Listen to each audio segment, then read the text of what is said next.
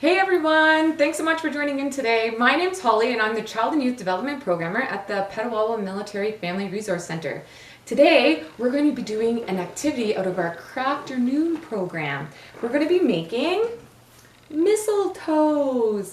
So you're going to be getting your feet painted green to make this super cute craft. There you go.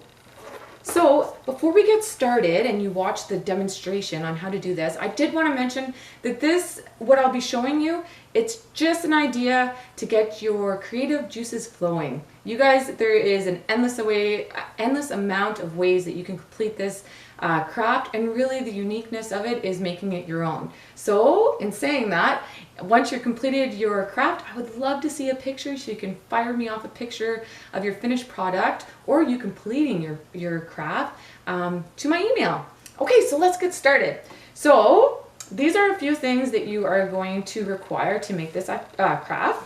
I have a plate and I have green paint. As you will notice, it's smeared side to side. The reason for this is because we do have to paint your little one's feet, and some kids just don't like the feeling of their feet being painted. So I learned this little trick over the years of doing this activity with other participants, and this is a great trick to do. So you just put some green paint onto a plate or a flat surface. You smudge it out like this to the size of your child's foot, and then you place your child's foot into the paint, and then you gently place it onto the canvas.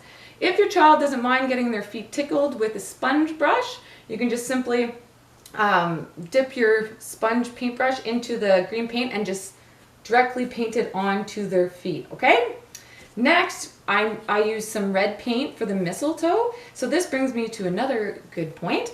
As you can see, this is what my mistletoe looks like. I've also created this craft with my older son, Rylan, and his letters look a little bit different, and I did it a little bit different. So this comes into play about doing it your own way, whatever way suits you best. Maybe you guys have some really good handwriting skills. For me, I prefer to trace.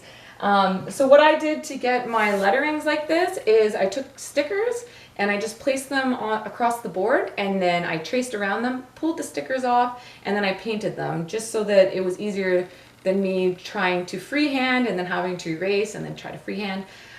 So again, it's up to you. I have a pencil for tracing, and then I have, along with my foam brush, I have a fine tip paintbrush, and that was just to do the lettering of the mistletoes. And then I have a hot glue gun. You guys can use just regular school glue if you like. I just find the hot glue works a little bit faster and it sticks a little bit better. And saying that, I also use a bell, as you can see here, or a bow with a bell. But in my other son's photo, I just simply painted it on. So again, there's endless amounts of ways that you guys can create this beautiful masterpiece. It is totally up to you.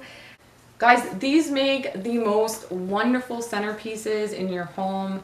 People will love walking in and seeing your cute little mistletoes hanging up on the wall or on a stand, but they also make really great presents. Take my word for it. I've given them to aunts and uncles, grandparents, and it's just a really fun keepsake to have to look back in the years to come on how truly small our little ones' feet were at one point in their lives. And before we get started, I forgot to mention, you need a canvas. And that's it. Those are the simple ingredients that you'll need, or simple supplies you'll need in order to complete this craft. So follow along with Lane and I, and we'll show you how we made our mistletoe activity. Take care. Bye.